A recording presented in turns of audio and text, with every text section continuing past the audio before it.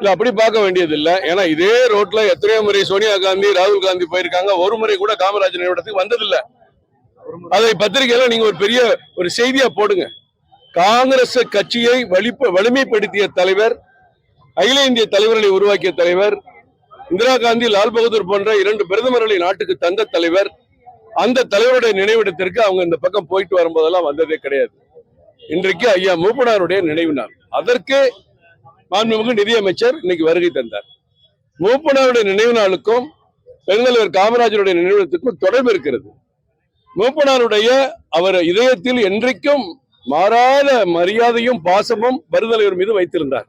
அதனால மூப்பனார் நினைவிடத்திற்கு வந்து அவருடைய ஆத்மாவுக்கு பிடித்த பெருந்தலைவர் காமராஜர் நினைவிடத்திற்கு நிதியமைச்சர் அவர்கள் இன்னைக்கு அஞ்சலி செலுத்திருக்கார். வேற இதுல ஒன்றும் அரசியல் கிடையாது. இன்னைக்கு காலையில ஐடிசில பாஜகவுடைய முக்கிய தலைவர்கள் பங்கேற்றிருந்தீங்க.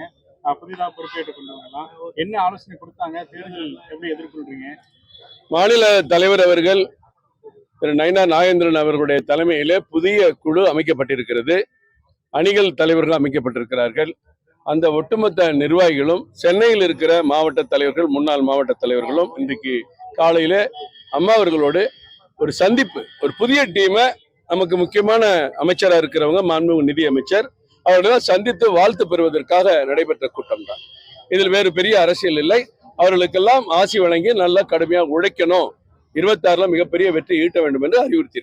செய்திகளை உடனுக்குடன் தெரிந்து கொள்ள கீழ்கண்ட கேபிள் மற்றும் டிடிஹெச் நெட்வொர்க்குகளில் எம்நாடு செய்தி தொலைக்காட்சியை காணுங்கள். பாதகம் செய்பவரை கண்டால் நாம் பயம் கொள்ளலாகாது பாப்பா. மோதி மிதித்துவிடு பாப்பா, அவர் முகத்தில் உமிழ்ந்துவிடு பாப்பா. அண்மை செய்திகளை உடனுக்குடன் தெரிந்து கொள்ள இணைந்திருங்கள் எம்நாடு தொலைக்காட்சியுடன்.